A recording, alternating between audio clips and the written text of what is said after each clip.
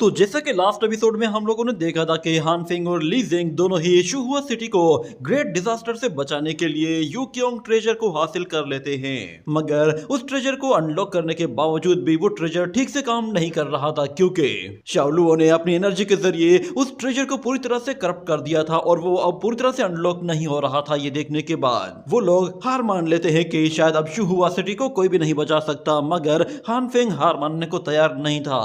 वो उन लोगों से कहता है कि चाहे मुझे अपनी जान ही देनी पड़े तो भी मैं दे दूंगा, मगर मैं इसे एक मर्तबा अनलॉक करने की कोशिश जरूर करूंगा। ये कहने के साथ फिर ली जिंग भी उसके साथ मिल जाता है और वो लोग एक साथ मिलकर अपनी पावर के जरिए उस ट्रेजर को अनलॉक कर देते हैं और वहां पर एक बहुत ही बड़ा बैरियर बनाकर पूरे के पूरे शुहुआ सिटी को डिजास्टर से बचा लेते हैं। मगर यहाँ पर हमें दिखाया जाता है कि शाओलुओ वो अभी भी इंजर्ड हालत में होता है, मगर जब वो देखता है कि शुहुआ सिटी वो पूरी तरह से बच गया है और उसका प्लान नाकाम हो गया है, तो उसे ली जिंग और हान फिंग पर इतना ज्यादा गुस्सा आता है कि वो अपनी स्वॉर्ड बहुत ही तेजी से ली जिंग की तरफ थ्रो करता है और उसे पोर्टल के जरिए सीधा ली जिंग के पीछे से निकालता है, जिससे वो स्वॉर्ड ली जिंग के गले के आर पार हो जाती है, जिससे ली जिंग बहुत ही बुरी तरह जख्मी होता है। और वो शाओलुओ जैसे उस स्वॉर्ड को खींचता है तो ली जिंग बेहाल होकर नीचे गिरने लगता है। ये देखते ही हान फिंग उसे पकड़ने के लिए नीचे जाता है और पकड़कर सेफली नीचे लैंड करा देता है। ली जिंग की हालत इतनी खराब हो चुकी थी कि वो बोल तक नहीं पा रहा था, मगर वो हान फिंग से कहता है कि मुझे जिंदगी शायद किसी डिजास्टर को रोकने के लिए ही दी गई है और शायद यही वो डिजास्टर था। अब मैं चाहता हूँ मेरी तरफ से बाकी का बचा हुआ काम तुम कर दो, मगर हान फिंग कहता है कि नहीं, ये तुम्हारी डेस्टिनी है, तुम्हें ये काम खुद करना होगा, मैं तुम्हारा कोई काम नहीं करूंगा, तुम्हें कुछ भी नहीं होगा, तुम बस हौसला रखो, तुम ठीक हो जाओगे। मगर ली जिंग कहता है कि मेरी जिंदगी का जो मकसद था वो पूरा हो गया है, मुझे बताओ कि क्या मैं अपने मकसद में कामयाब हो गया हूँ। इतना कहने के बाद हमें उनके फ्लैशबैक में दिखाया जाता है कि हान फिंग ने उससे वादा किया था कि वो मरते दम तक उसके साथ रहेगा और इस टास्क को कंप्लीट करने तक वो उसका साथ देगा। जिसके बाद वो ली जिंग से कहता है कि तुम ज्यादा बात मत करो, तुम्हारा बहुत खून बह रहा है। मगर ली जिंग उससे कहता है कि मुझे बताओ कि क्या तुम अपना वादा पूरा करोगे। ये कहने के साथ उसकी आंखें बंद होने लगती हैं, जिस पर हान फिंग कहता है कि प्लीज शांत हो जाओ, तुम्हें बोलना नहीं चाहिए। तो ली जिंग कहता है कि अगर ऐसा है तो फिर इसी वक्त यहाँ से चले जाओ और एक अच्छी लाइफ जाकर जियो। ये कहने के बाद उसकी डेथ हो जाती है और उसका हाथ फौरन से नीचे आ गिरता है, जिस पर हान फिंग समझ जाता है कि अब वो इस दुनिया में नहीं रहा। मगर फिर वहीं पे ही हमें दूसरी तरफ एक बड़े मॉन्स्टर को दिखाया जाता है। वो ग्रेट डिजास्टर तो चला गया था, मगर उसके बाद यहाँ पर वो जायंट क्रीचर अभी भी मौजूद था। उसे मारने के लिए एल्डर यिनज़ू फौरन से अपने एक ईगल बर्ड के जरिए वहां पर आता है और अपने सनसेट एरो के जरिए जैसे उस पर हमला करता है तो वो एरो उसकी बॉडी के आर पार निकल जाता है, मगर इससे उस बीस्ट को कुछ खास नुकसान नहीं हुआ था, उल्टा वो और भी ज्यादा गुस्से में आ गया था और वो एल्डर यिनज़ू को ही मारने की कोशिश करता है, जिस पर एल्डर यिनज़ू अपने बर्ड के जरिए उड़ते हुए दूसरी तरफ निकल जाता है। ये देखकर वो बीस्ट फिर और भी ज्यादा भड़क जाता है और अपने दोनों पंजे बहुत ही जोर से जमीन पर दे मारता है, जिससे हर एक चीज हवा में ऊपर उड़ जाती है। और एल्डर यिनज़ू जैसे आगे बढ़ रहा होता है तो उसके सामने बहुत सारी चीजें आ जाती है, जिसकी वजह से उसे दिखाई नहीं देता कि उसके दूसरी तरफ क्या है। मगर दूसरी तरफ से वो डीमन अपने पंजे के साथ उन्हें वहां से उठाकर दूर एक जगह फेंक देता है, जिससे एल्डर यिनज़ू थोड़ा सा इंजर्ड होता है, मगर वो अभी भी उस बीस्ट को रोकने के लिए फिर से खड़ा हो जाता है। और हमें दिखाया जाता है कि जैसे ही वो बीस्ट दोबारा से आगे बढ़ता है और अपना मुंह खोलता है तो इस मर्तबा वो अपने मुंह से कुछ निकालता नहीं, बल्कि हर एक चीज को अपने मुंह के अंदर खींचना शुरू कर देता है। तो हर चीज वहां मौजूद उसकी तरफ खींची जा रही थी, यहाँ तक कि बहुत सारे लोग भी उसकी तरफ खींचे जा रहे थे। ये देखते ही एल्डर यिनज़ू समझ जाता है कि अब अगर उसने कुछ ना किया तो यहाँ मौजूद सारे ही लोग बेमौत मारे जाएंगे। मगर वो अपना सबसे पावरफुल अटैक भी करके देख चुका था, उसका भी कोई फायदा नहीं हो रहा था। इतने में अचानक हमें दिखाया जाता है कि एक ब्लू एरो आता है और वो जैसे ही उस डीमन से जाकर हिट करता है तो उसके चारों तरफ आइस ही आइस आ जाती है और वो पूरी तरह से आइस में फ्रीज हो जाता है। ये देखकर एल्डर यिनज़ू पीछे पलटता है तो उसे नजर आता है उसका अपना ही बेटा लिनज़ू उसके पीछे खड़ा हुआ है और उसके पीछे एक जायंट स्नेक है। ये देखकर वो बहुत ज्यादा खुश होता है कि उसका बेटा अब ठीक हो चुका है और वो उनकी मदद करने को आ गया है। जिसके बाद वो लिनफू से कहता है कि यकीन नहीं आ रहा कि ये शानदार एरो तुम्हारा था। मगर लिनफू कहता है कि फादर, आपको याद है आपने मुझे एक टेक्निक सिखाई थी। इतने में हमें पास्ट का एक सीन दिखाया जाता है जब उसके फादर ने उसे एक सन एंड मून टेक्निक सिखाई थी, जिसमें वो दोनों ही अपने एरोज को कंबाइन करके यूज करते हैं। ये सुनने के बाद एल्डर जिनजी कहता है कि हाँ मुझे याद है, मैं अभी इतना भी बूढ़ा नहीं हुआ हूँ। ये कहने के बाद वो दोबारा से उसी टेक्निक को यूज करने के लिए फिर से अपने उसी ब्लू ईगल के ऊपर आ जाता है और हम देखते हैं लिनफू वो फौरन से अपनी मून फॉल एरो को बाहर निकालता है और उसके साथ जैसे अटैक करने वाला होता है तो दूसरी तरफ एल्डर जिनजू भी अपनी सनसेट एरो को बाहर निकालता है और उसके जरिए अटैक करने को तैयार हो जाता है। दोनों ही अपनी सन एंड मून टेक्निक्स यूज करते हैं, जिसके साथ वो दोनों ही अपनी पावर्स को कंबाइन कर लेते हैं और हमें दिखाया जाता है उनकी फॉर्मेशंस जब कंबाइन होती है तो उनकी पावर कई गुना बढ़ जाती है। वो दोनों ही उस जायंट क्रीचर पर अपना एम सीधा कर लेते हैं, जिसके बाद दोनों ही अपने एरोज को रिलीज करते हैं तो हमें दिखाया जाता है वो दोनों ही एरोज एक साथ कंबाइन हो जाते हैं, जिससे वो पावर्स भी कंबाइन हो जाती हैं और जैसे ही वो एरो गुजरता है वहां मौजूद हर एक चीज फ्रीज होती जाती है और वो एरोज डीमन की बॉडी के आर पार निकल जाता है, जिससे हमें दिखाया जाता है कि वो giant demon sun and moon के बीच में पूरी तरह से डिस्ट्रॉय हो जाता है, यहाँ तक कि उसकी हड्डियां तक नहीं बची थी। मगर फिर दूसरी तरफ हमें दिखाया जाता है हान फेंग को, जो कि लीजिंग की डेथ के बाद बिल्कुल गुस्से में पागल हो चुका होता है और वो कहता है कि तुम्हें इसका हिसाब देना होगा, मैं तुम्हें इसके लिए जान से मारूंगा। तुमने मेरे दोस्त को मारा है, इसके बदले में अब तुम्हें अपनी जान देनी होगी। मगर शालू हंसते हुए कहता है कि तुम मुझे मारोगे? क्या तुम्हारा लेवल इतना है कि तुम मुझसे लड़ सको? तुम तो मेरे एक अटैक को बर्दाश्त तक नहीं कर सकते। तुमने उस सीक्योंग ट्रेजर को अनलॉक कर दिया तो तुम्हें लगता है कि तुम मुझे भी हरा दोगे, तुम मेरा एक अटैक भी नहीं झेल पाओगे। ये कहने के बाद वो स्वॉर्ड जैसे उसकी तरफ थ्रो करता है तो हान फेंग उससे टकराते ही वहां से पीछे जा गिरता है, मगर उसके बावजूद भी वो अपना बैलेंस बना लेता है और फिर भी अपनी जिद पे अड़ा होता है कि मैं तुम्हें हर हाल में मारूंगा, चाहे उसके लिए मुझे कुछ भी करना पड़े। इतना कहने के बाद हमें दिखाया जाता है कि शाओलू वो पलक झपकते ही उसके बेहद करीब आ जाता है और उसे गले से पकड़कर ऊपर उठा लेता है और कहता है कि अच्छा तुम मुझे मारोगे? क्या तुम्हारे अंदर इतनी हिम्मत है कि तुम मुझे छू सको? तुम तो मेरे अटैक को भी बर्दाश्त नहीं कर पा रहे, तो तुम्हें कैसे लगता है कि तुम एक हीरो बन जाओगे और मुझे मार दोगे? ये सुनने के बाद हान फेंग गुस्से में अपने मुंह से ब्लड थूकता है उसके मुंह पे और शाओलुओ गुस्से में पागल हो जाता है और उसकी हरकत की वजह से शाओलुओ उसे इतना जोर से पंच मारता है कि हान फेंग दोबारा से वहां से बहुत ही ज्यादा दूर जा गिरता है और बुरी तरह से इंजर्ड हो जाता है। मगर उसके बावजूद भी वो हिम्मत नहीं हारता और कहता है कि चाहे कुछ भी हो मैं तुम्हें मार कर रहूंगा। जिसके बाद शाओलुओ उसे सर से पकड़ता है और जोर से जमीन पर मारता रहता है। मगर इतनी मार पड़ने के बावजूद भी हान फेंग हार नहीं मान रहा था, वो अपनी जिद पे अड़ा हुआ था। जिसके बाद शाओलुओ से मुंह से पकड़कर हवा में ऊपर उछालता है और फिर उससे कहता है कि तुम बेवकूफ हो, तुम्हें पता भी है कि तुमने कितनी बड़ी गलती की है, तुमने मेरी पूरी प्लानिंग पर पानी फेर दिया है। ये कहते ही वो उसे बहुत ही जोरदार किक मारकर जमीन पे दे मारता है। वो उसे एक बहुत ही जोरदार किक मारता है जिससे हान फेंग को काफी ज्यादा तकलीफ होती है, इसका इम्पैक्ट काफी ज्यादा होता है। मगर शाओलुओ यहाँ पे रुकता नहीं, वो उसे एक और जोरदार पंच दे मारता है जिसकी वजह से हान फेंग बुरी तरह से बेहाल होकर नीचे गिर पड़ता है। और शाओलुओ से कहता है कि तुम्हें क्या लगता है कि तुमने मेरे छोटे मोटे साथियों को मार दिया तो तुम लोग ये बैटल जीत जाओगे? इस शुहुआ सिटी ने मेरे फादर के साथ गद्दारी की है, अब इन सारे के सारे लोगों को इसी शुहुआ सिटी में मेरे फादर के साथ ही दफन होना होगा।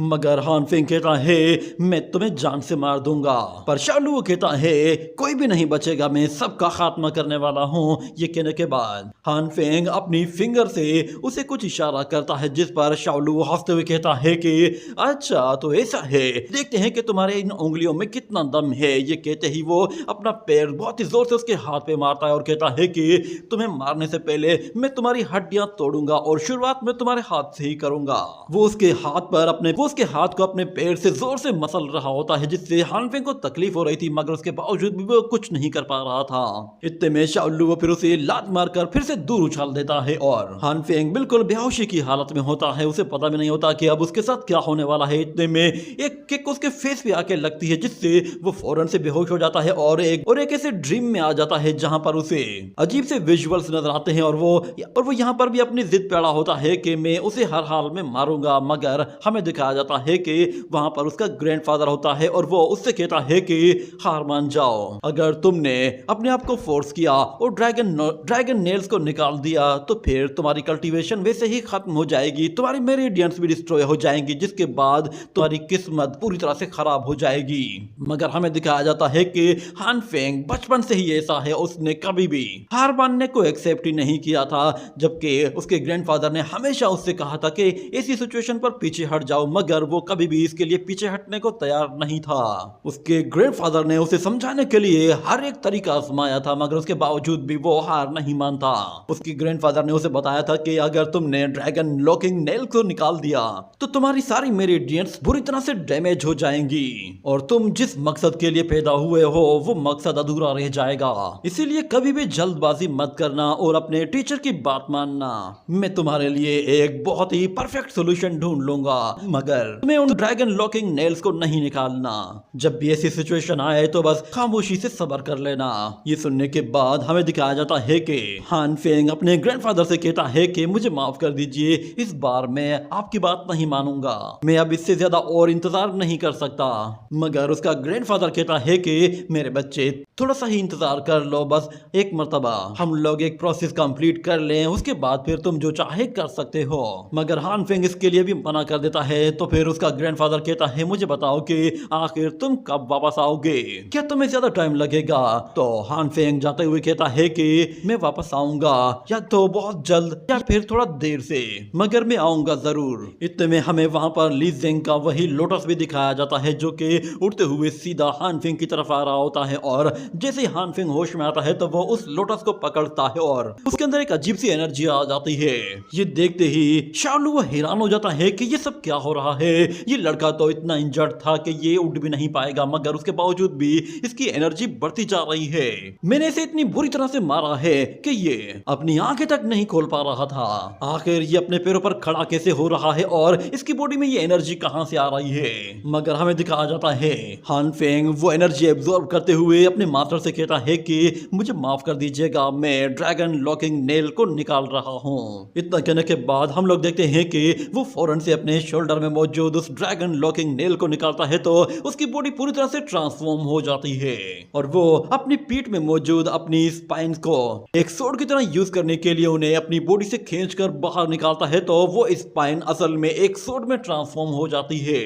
और हान फेंग उससे कहता है कि आज मैं इसी सोड के साथ तुम्हारा खात्मा करने वाला हूँ। हान फेंग को इस तरह खड़ा होकर देखकर शाओलू जोर जोर से हंसना शुरू कर देता है और वो कहता है कि शायद इसने कोई बस मामूली सी ही ट्रांसफॉर्मेशन की है। मगर हम देखते हैं हान फेंग बहुत ही स्पीड के साथ उसकी तरफ आगे बढ़ता है और उसे बहुत ही जोर से पंच मारते हुए घसीटते हुए दूर ले जाता है और वहां मौजूद एक दीवार की तरफ उसे उछाल देता है। और जैसे उसके पीछे से आकर दोबारा से उसे मारने वाला होता है तो फिर शाओलू वो अपनी सोड निकालकर उसके साथ सोड बैटल लड़ता है, जिसमें वो दोनों ही एक दूसरे पर काफी खतरनाक अटैक करने की कोशिश करते हैं। यहाँ पर शाओलू वो उससे कहता है कि मैंने आज से पहले न जाने कितने ही खतरनाक वेपन्स देखे हैं, मगर आज जिंदगी में पहली मर्तबा मैंने एक ऐसा वेपन देखा है जिसे किसी ने अपनी हड्डियों से बनाया है।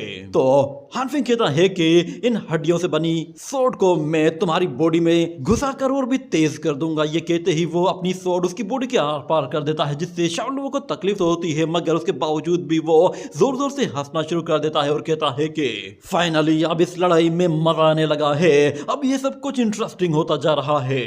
ये कहने के साथ वो आगे बढ़कर हान फेंग को पंच मारने की कोशिश करता है, जिसकी वजह से हान फेंग पीछे हट जाता है। और फिर शाओलू उससे कहता है कि चलो तो फिर आज हम दोनों एक साथ यहाँ पर दफन होंगे।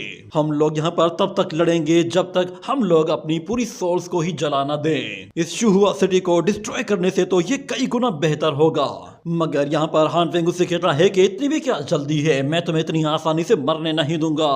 मैं तुम्हारी बॉडी के इतने टुकड़े करूंगा कि तुम्हें खुद भी पता नहीं चलेगा कि तुम्हारी बॉडी के कितने हिस्से हुए हैं। ये कहते ही वो अपनी सोड से जैसे उसे मारने वाला होता है तो फिर यहाँ पर शाओलू अपनी सोड के जरिए उसे रोकता है, मगर हान फेंग कहता है मैं तुम्हारे टुकड़े टुकड़े कर दूंगा। ये कहते ही वो अपनी सोड के साथ उसे पुश करते हुए पीछे धकेल देता है। ये देखकर अब शाओलू को भी समझ में आने लगा था कि हान फेंग अब बिल्कुल बदल चुका है, अब उसे सीरियस लेना ही होगा। जिसके बाद वो हान फेंग से कहता है कि मैंने तुम्हें कमजोर समझने की गलती कर दी, मगर अब तुमसे लड़ने में मजा आएगा क्योंकि अब मैं बिल्कुल सीरियस हूँ। ये कहने के बाद वो दोबारा से अपने उसी जायंट मास्क को समन करता है जिसे उसने पहले डीमन नाइट इल्यूजन के लिए यूज किया था और अब उसे वो दोबारा से यूज करने वाला था। जैसे ही वो मास्क नीचे आ रहा होता है तो शाओलू कहता है कि तुम आज मेरे इस मास्क के नीचे आकर यहीं दफन हो जाओगे और तुम्हें कोई भी नहीं बचा सकता। मगर हमें दिखाया जाता है कि यहाँ पर हान फेंग वो अपनी सोड के साथ जैसे ही उस मास्क पर अटैक करता है तो एक जोरदार आवाज आती है और देखते ही देखते वो मास्क क्रैक होना शुरू हो जाता है और उसके टुकड़े टुकड़े हो जाते हैं, जिस पर शाओलू बिल्कुल हक्का बक्का रह जाता है। उसने सोचा भी नहीं था कि उसका अटैक इतनी आसानी से डिस्ट्रॉय हो जाएगा। वो हान फेंग से कहता है ये तुमने कैसे किया, इस मास्क को आज तक कोई डिस्ट्रॉय नहीं कर पाया। मगर यहाँ पर हान फेंग जैसे उसकी तरफ आगे बढ़ता है तो शाओलू एक पोर्टल क्रिएट करता है, मगर हान फेंग उस पोर्टल को डॉज करते हुए दूसरी तरफ से जाकर अपनी स्वॉर्ड को उस बंदे की बॉडी के अंदर घुसा देता है, जिससे उसे और भी ज्यादा तकलीफ होती है और हान फेंग उसे सीधा वहां से नीचे की तरफ थ्रो कर देता है। मगर यहाँ पर शाओलू वो अभी भी दोबारा अपने पैरों पर खड़ा हो जाता है। उसमें अभी भी काफी जान बाकी थी, मगर उसे पता चल जाता है कि हान फेंग की बॉडी में ड्रैगन लॉकिंग नेल्स हैं। मगर ड्रैगन लॉकिंग नेल्स इसकी बॉडी में कैसे आए उसे ये पता नहीं था। इतना कहने के बाद हान फेंग जैसे उस पर हमला करता है तो फिर शाओलू कहता है कि कहीं तुम वही तो नहीं हो। ये कहने की देर थी कि हान फेंग अपनी स्वॉर्ड उसके गले के आर पार कर देता है और फिर उसी स्वॉर्ड के साथ उसे ऊपर उठाकर वहां से दूर उछाल फेंकता है। मगर यहाँ पे कहानी खत्म नहीं होती, वो उसे मुंह से पकड़ता है और जमीन से रगड़ते हुए बहुत ही दूर तक ले जाता है, जिससे शाओलू को बहुत ज्यादा तकलीफ होती है। मगर अभी भी हान फेंग का दिल नहीं भरा था, वो अभी भी गुस्से में पागल था। वो शाओलू से कहता है कि तुमने जो कुछ भी किया है आज मैं हर एक चीज का हिसाब लूंगा। इतना कहते ही वो फौरन से ऊपर जाता है और अपनी स्वॉर्ड का साइज कई गुना बढ़ाकर उस पर एक बहुत ही जोरदार स्प्लैश अटैक करता है, जिससे शाओलू की बॉडी पर एक बहुत ही बड़ा कट नजर आता है। मगर अभी भी हान फेंग रुका नहीं था, वो अब अपना दूसरा अटैक करने वाला था। जिसके बाद वो शाओलू से कहता है कि मैं तुम्हें वही दर्द महसूस करवाऊंगा जो तुमने मेरे दोस्त को महसूस करवाया है, तुम्हें भी पता चले कि तकलीफ क्या होती है। ये कहने के बाद वो अपनी स्वॉर्ड का साइज कई गुना बढ़ाता है और अपनी उसी स्पिरिचुअल स्वॉर्ड को सीधा शाओलू के सर पर दे मारता है, जिससे शाओलू की आंखें बड़ी हो जाती हैं। यानी कि उसका इम्पैक्ट इतना ज्यादा था कि उस बंदे की हड्डियां अंदर से चकनाचूर हो गई थी। मगर हान फेंग अभी भी नहीं रुकता, वो कहता है कि अब वक्त आ गया है कि तुम्हें इस दुनिया से ऊपर भेजा जाए, चलो अब अलविदा कहने का टाइम आ गया है। ये कहने के बाद वो दोबारा से अपनी स्वॉर्ड एनर्जी को पूरी तरह से चार्ज कर लेता है और बहुत ही स्पीड के साथ आगे बढ़ते हुए अपनी स्वॉर्ड शाओलू की गर्दन पर रखता है और हमें यहाँ पर बिल्कुल स्लोली हर एक चीज क्लियरली दिखाई देती है कि उसका अटैक किस तरह हो रहा होता है। और शाओलू वो बिल्कुल हक्का बक्का रह चुका होता है, उसे यकीन नहीं आता कि वो इस सिचुएशन में आ चुका है। वो कहता है कि आखिर तुम हो कौन? तो हान फेंग कहता है कि जाकर किंग ऑफ हेल से पूछ लेना। ये कहने के बाद जैसे ही हान फेंग अपनी स्वॉर्ड को खींचता है तो वहां पर इतना जोरदार धमाका होता है कि हर तरफ आग ही आग फैल जाती है और हर चीज जो कि आसपास मौजूद थी पूरी तरह से डिस्ट्रॉय हो जाती है। और यहाँ पर शाओलू का पत्ता भी साफ हो गया था। अब हम लोग दोबारा से हान फेंग को देखते हैं। शाओलू को मारने के बाद वो काफी ज्यादा थका हुआ महसूस कर रहा था, मगर क्योंकि वो लड़ाई तो जीत चुका था मगर वो अपने दोस्त को हार गया था। उसे बहुत ही ज्यादा अफसोस हो रहा होता है, उसने इस लड़ाई में अपना इतना अच्छा दोस्त खो दिया। वो आहिस्ता आहिस्ता अब ली जिंग की बॉडी की तरफ आगे बढ़ रहा होता है और उसे आहिस्ता आहिस्ता विजुअल्स भी आना शुरू हो गए थे। उसकी पास्ट मेमोरीज उसे नजर आने लगी थी। वो कहता है कि मैंने ड्रैगन लॉकिंग नेल निकाल दिया है, इसका मतलब ये है कि बहुत जल्द मैं मारा जाऊंगा। मगर हमें दिखाया जाता है कि उसकी किस्मत में हमेशा से ही ऐसा होता आया है। वो जब से पैदा हुआ है उस वक्त से ही उसने अपने प्यारों को खोया है। वो हमेशा से ही अपने प्यारों की कुर्बानी देते हुए यहाँ तक पहुंचा है, जिसकी वजह से उसके अंदर गुस्सा इतना बढ़ गया है कि वो उसे अपने अंदर दबा भी नहीं पा रहा। बचपन में उसने अपने माँ बाप को खो दिया, उसके बाद उसने अपने दोस्तों की कुर्बानियां दी, यहाँ तक कि वो जब बड़ा हुआ तो उसके बाद उसे एक नया दोस्त मिला जिसे वो खुद भी काफी ज्यादा पसंद करता था, मगर उसने भी हान फेंग की ही गोद में अपना दम तोड़ दिया। जैसे ही वो सीढ़ियों से ऊपर चढ़ता है तो उसे नजर आता है ली जिंग उसके सामने खड़ा है और वो उससे कहता है कि बताओ कि दोस्त किसे कहते हैं। तो हान फेंग कहता है दोस्त वो होता है जो कि हर मुश्किल वक्त में साथ रहता है और हमेशा अपने दोस्त के ऊपर मुसीबत को अपने ऊपर ले लेता है और हर मुश्किल वक्त में उसके साथ खड़ा रहता है। इतना कहने के बाद हम देखते हैं ली जिंग की बॉडी वो असल में उसकी सोल होती है और वो इरेज हो जाती है, जिसके बाद हान फेंग देखता है ली जिंग वहां पर नीचे पड़ा हुआ है, तो उसे सिचुएशन में देखकर वो भी वहीं घुटनों पर बैठ जाता है और उसी के साथ ही ये एपिसोड भी यहीं पे ही एंड हो जाता है।